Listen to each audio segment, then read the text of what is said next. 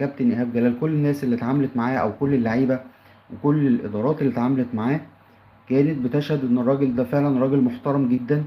من خلال شفنا الكلام ده من خلال العزاء طبعا للناس اللي كانت موجودة النهاردة، وشفنا اللعيبة حتى اللي اتأثرت بغياب كابتن إيهاب جلال.